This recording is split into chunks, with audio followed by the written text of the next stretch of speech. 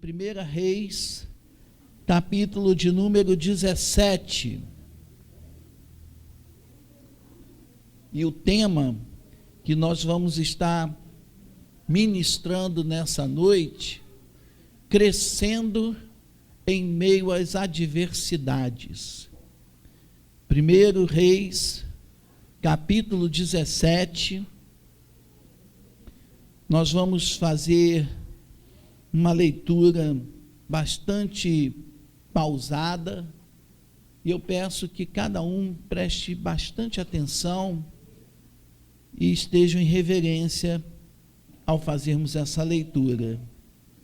Diz assim: então Elias, o tesbita dos moradores de Gileade, disse a Acabe: tão certo como vive o Senhor Deus de Israel, perante cuja face estou, nem orvalho, nem chuva haverá nesses anos, segundo a minha palavra. Veio a palavra do Senhor dizendo: retira-te daqui, vai para o lado oriental e esconde-te junto à torrente de Querite, fronteira ao Jordão. Beberás da torrente, e ordenei aos corvos que ali mesmo te sustentem. Foi, pois, e fez segundo a palavra do Senhor. Retirou-se e habitou junto à torrente de Querite, fronteira ao Jordão. Os corvos lhe traziam pela manhã pão e carne, como também pão e carne ao anoitecer, e bebia da torrente. Mas passado dias, a torrente se secou, porque não chovia sobre a terra. Então veio a palavra do Senhor dizendo: dispõe-te, vai a Serepta, que pertence a Sidom, e demora-te ali, onde ordenei a uma mulher viúva que te dê comida. Então ele se levantou e se foi a Sarepta. Chegando à porta da cidade, estava ali uma mulher viúva apanhando lenha. Ele a chamou e lhe disse: traze-me, peço-te, uma vasilha de água para eu beber.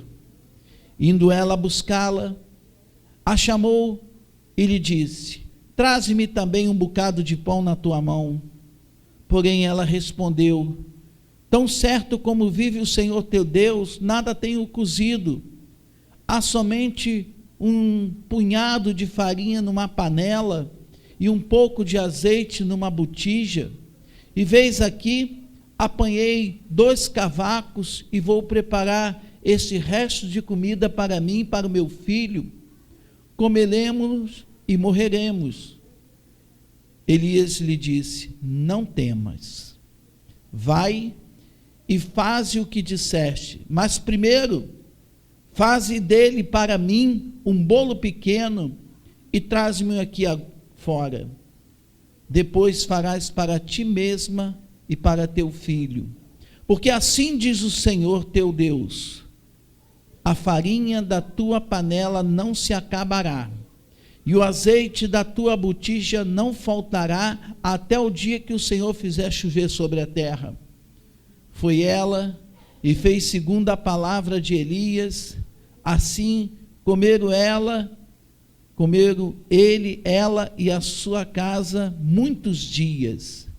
Da panela a farinha não se acabou, e da botija azeite não faltou, segundo a palavra do Senhor por intermédio de Elias. Depois disto, adoeceu o filho da mulher da dona da casa, e a sua doença se agravou tanto que ele morreu. Então disse ela a Elias: que fiz eu, ó homem de Deus? Vieste a mim para trazer à memória a minha iniquidade e matares o meu filho? Ele lhe disse: dá-me o teu filho. Tomou dos braços dela e o levou para cima, ao quarto onde ele mesmo se hospedava, e o deitou em sua cama. Então clamou ao Senhor e disse: ó Senhor meu Deus, também até a esta viúva com quem me hospedo afligistes, matando-lhe o filho? E estendendo-se 3 vezes sobre o menino, clamou ao Senhor e disse: ó Senhor meu Deus, rogo-te que faças a alma deste menino tornar a entrar nele. O Senhor atendeu a voz de Elias, e a alma do menino tornou a entrar nele e reviveu. Elias tomou o menino e o trouxe do quarto à casa e o deu à sua mãe e lhe disse: vê, teu filho vive. Então a mulher disse a Elias: nisto conheço agora que tu és homem de Deus e que a palavra do Senhor na tua boca é verdade.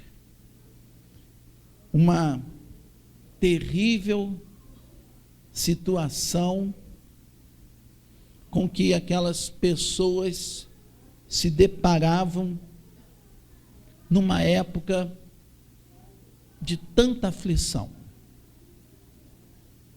Diz que pelo fato do rei Acabe e da sua esposa, a rainha Jezabel, serem tão terríveis, que o Senhor havia se indignado contra aquele rei e aquela sua família, sua mulher principalmente.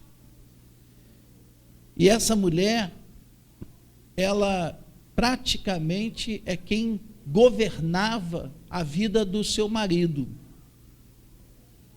E ela inspirou, na verdade, ordenou que o seu marido mandasse matar os profetas do Senhor.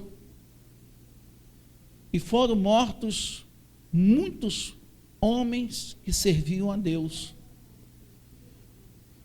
E o Senhor, em represária a toda aquela situação, levanta o profeta Elias, e a missão, a tarefa de um profeta geralmente é muito árdua, porque ele é levado a falar contra tudo aquilo que entristece o coração de Deus, né? Tudo aquilo que distancia o homem ou a mulher de Deus, e ele fala de tal maneira que atinge o coração daquela pessoa, e na sua maioria das vezes não são palavras boas, porque elas tendem a nos confrontarmos com as nossas atitudes que não são boas e que não estão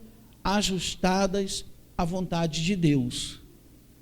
Mas é muito bom quando Deus levanta um homem ou uma mulher como profeta, e trazem também palavras boas, trazem palavras de bênção na nossa vida. Nós ficamos super felizes. Mas entendam uma coisa: a nossa tarefa como ministro do Evangelho, como servos do Senhor, não é procurar agradar a nenhuma pessoa, mas é com o propósito de agradar o coração de Deus.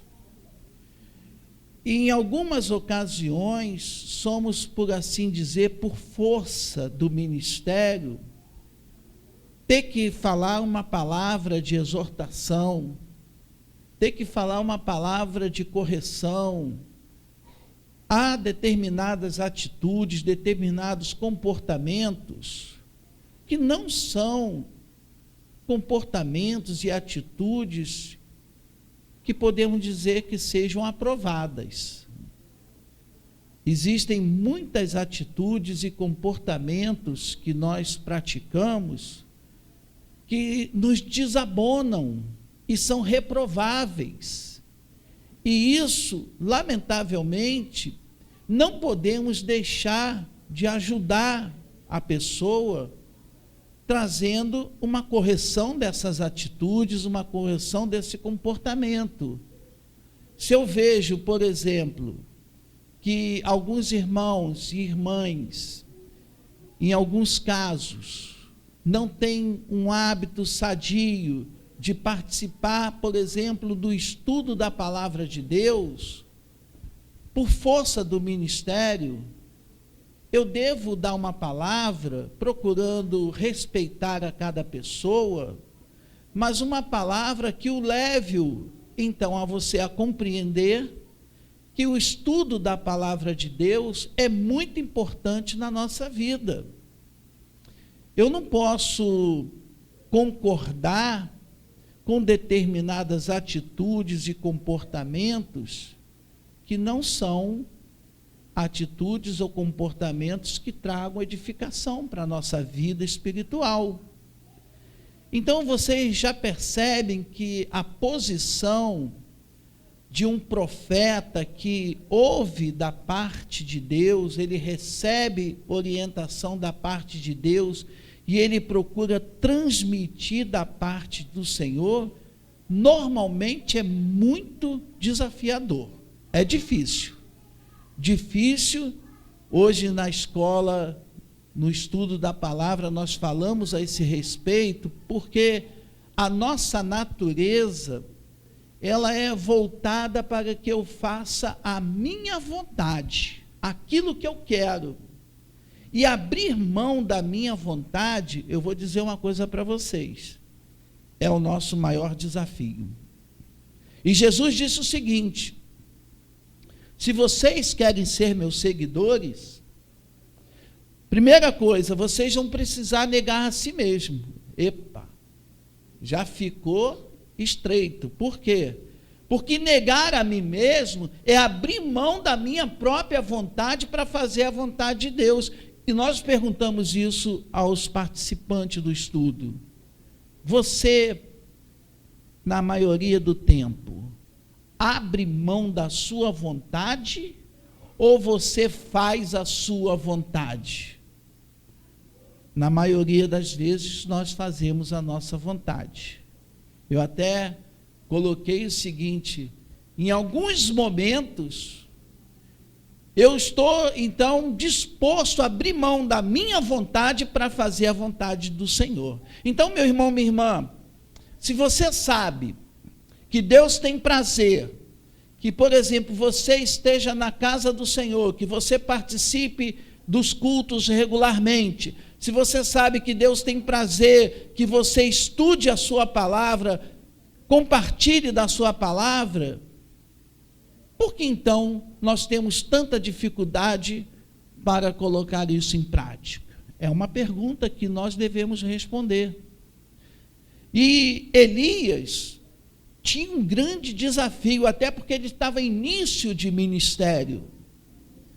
E o desafio que ele tinha era árduo, porque ele teria que falar para aquela mulher e para aquele homem, o rei Acabe, que as atitudes e os procedimentos que eles estavam tendo eram reprováveis, não eram agradáveis ao Senhor. Por exemplo, o que eles estavam fazendo? Eles, melhor dizendo, ele, Acabe, rei de Israel, por ter casado com essa mulher que era pagã, adotaram práticas em Israel abomináveis ao Senhor e começaram a sacrificar crianças, começaram a oferecer cultos de orgias, começaram a praticar adoração a Baal, e Deus falou: olha, eu nunca mandei vocês fazerem isso. Isso, quando sai do meio daqueles que Deus escolheu para fazer diferença, é repugnante. E Deus não concordou com aquilo. E aquela mulher, além de tudo, junto com o seu marido, eu estou enfatizando a mulher, porque aquela mulher tinha um espírito de domínio total sobre o seu marido, e eu quero dizer às mulheres aqui que isso não é bom. Mulher, saiba se colocar debaixo dos cuidados e da proteção do seu marido, porque isso é bom e agradável ao Senhor. Mas aquela mulher, ela não queria saber de nada disso. até porque ela era uma pagã.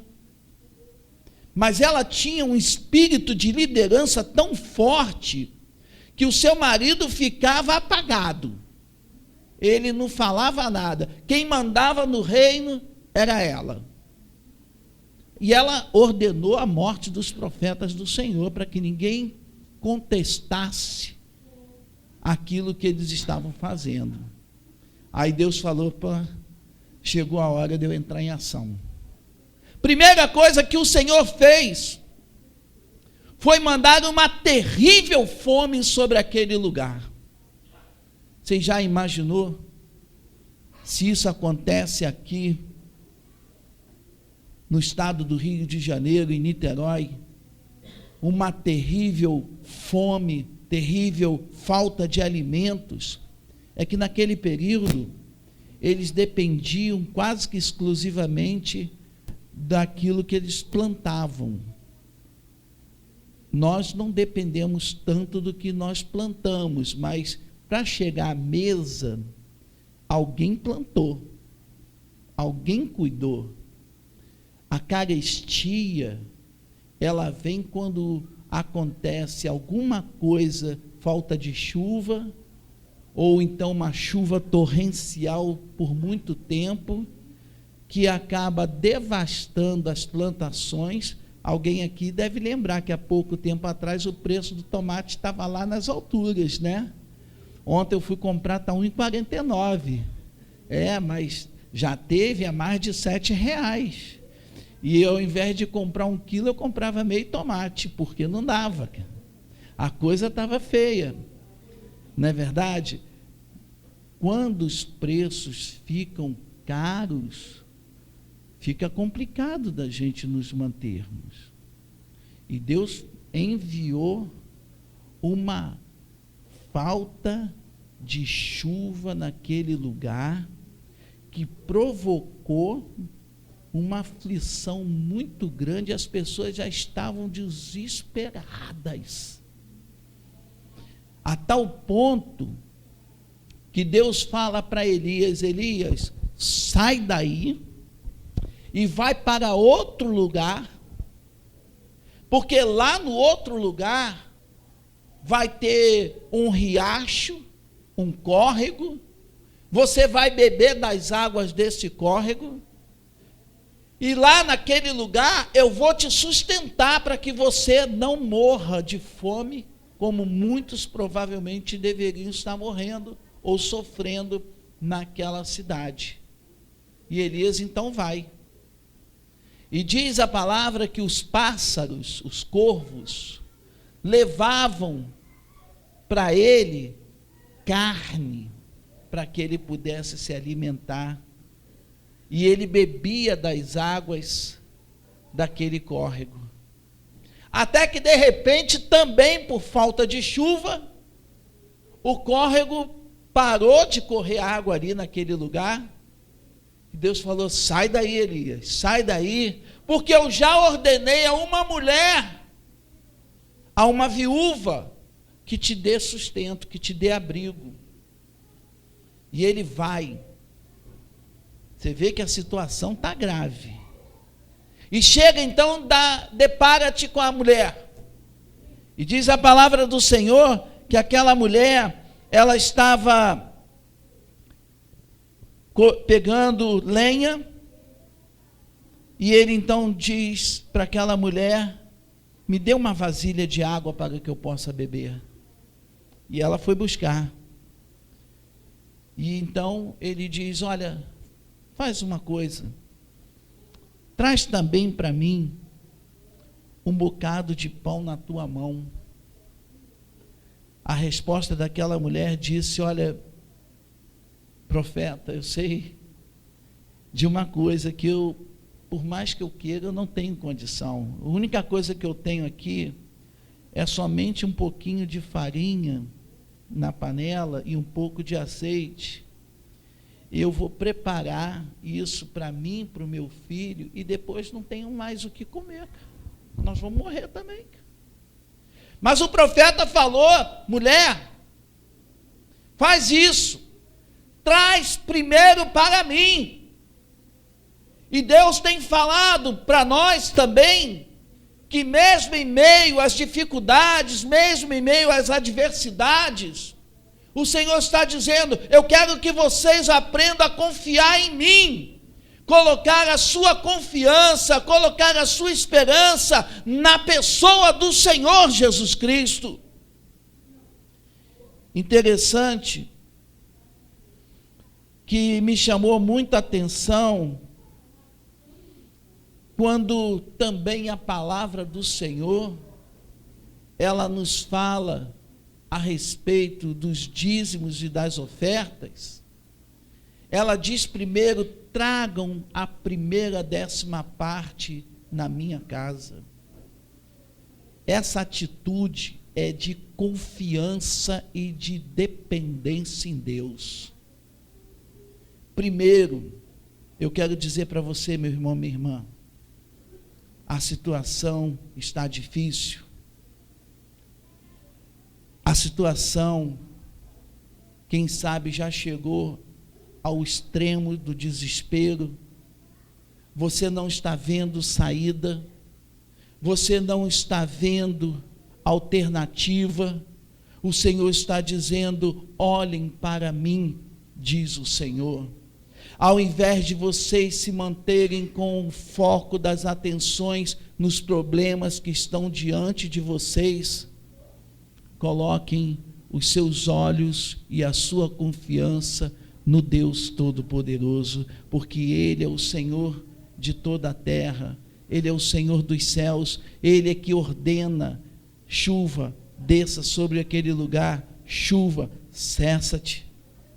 Toda a natureza, todas as coisas estão sob o cuidado absoluto do Senhor.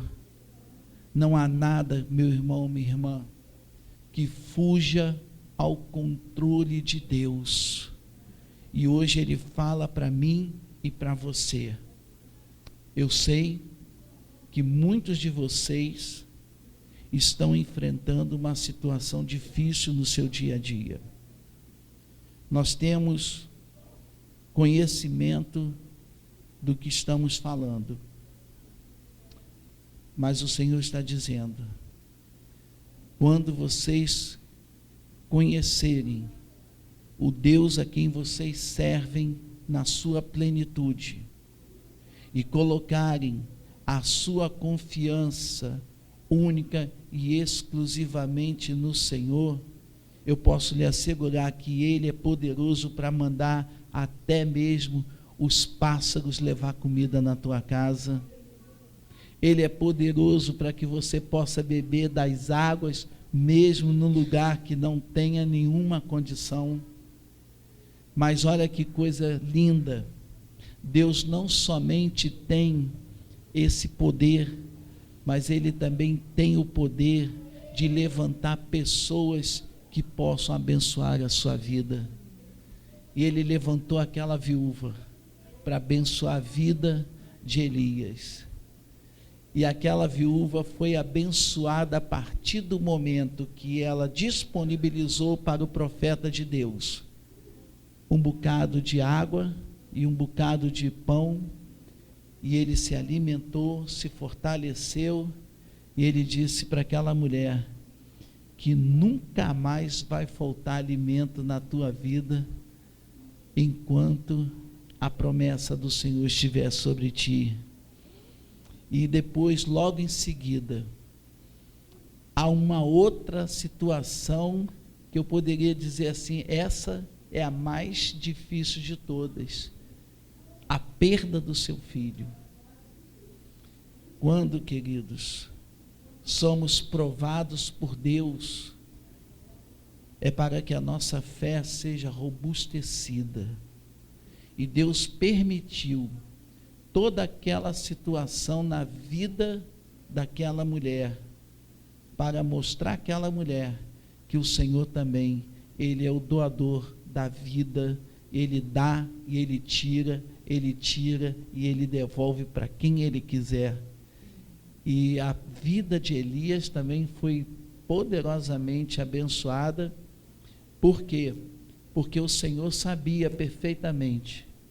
que Elias ainda iria enfrentar situações mais difíceis ainda pela frente. Ele tinha enormes desafios pela frente. Nós também estamos assim, na disposição e na dispensação da graça de Deus. Nós dependemos exclusivamente de Deus. A nossa confiança, a nossa esperança tem sido colocada no Senhor, e nós sabemos que vamos ainda enfrentar desafios pela frente, mas uma coisa nós podemos afirmar: o Senhor já liberou a palavra de vitória na nossa vida.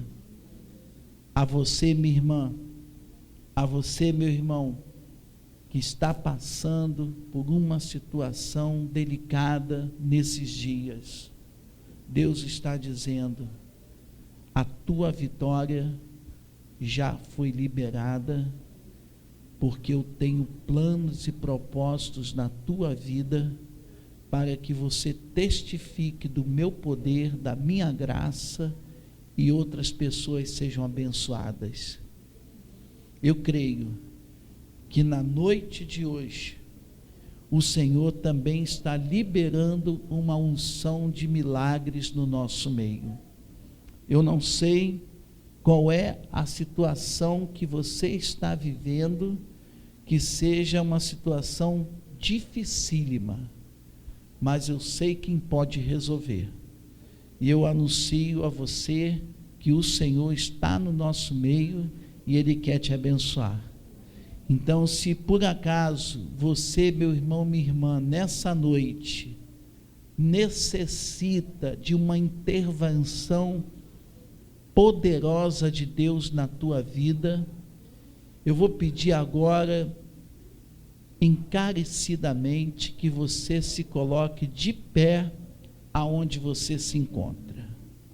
Somente aquelas pessoas que necessitam do auxílio divino, aquelas pessoas que necessitam de uma intervenção do Altíssimo na noite de hoje.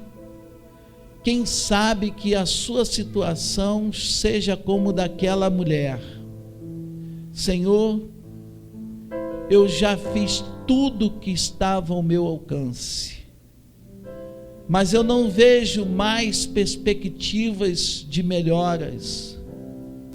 Senhor, eu já estou ao ponto de me desesperar, mas hoje eu ouvi a tua palavra, a palavra que nos fora transmitida, e eu confio nesta palavra, Senhor, que mesmo tendo sido transmitida por homem, é a palavra de Deus, é a palavra que saiu do teu coração, para que venha e possa produzir salvação na minha vida, possa produzir libertação, possa produzir restauração.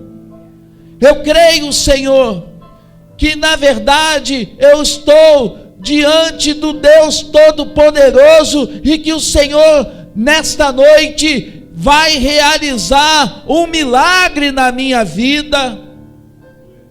Não sei de que maneira, não sei através de quem, mas uma coisa eu sei: que o Senhor é o Deus Todo-Poderoso, é aquele que sustentou o seu povo durante 40 anos pelo deserto. Não faltou água, não faltou alimento, não faltou absolutamente nada, e o Senhor está dizendo: eu sou o teu pastor e nada te faltará. Mas coloque a sua confiança em mim, volte-se para mim, entregue os teus caminhos ao Senhor, e o mais Ele fará na tua vida. Senhor, nessa noite entra com providência na tua e na minha vida. O Senhor te diz, meu irmão, minha irmã, se você buscar em primeiro lugar o reino de Deus e a sua justiça, todas as demais coisas lhe serão acrescentadas. Não fique preocupado, não vai te faltar nada, não faltou até o dia de hoje. O Senhor que sustenta a sua vida, é Ele que te mantém de pé. Mas tão somente uma coisa o Senhor te pede: busque-o em primeiro lugar. Que a sua vida possa se voltar para Deus em primeiro lugar. Que você possa dar a Deus o lugar que lhe é devido, o lugar de prioridade, o lugar de excelência, o primeiro lugar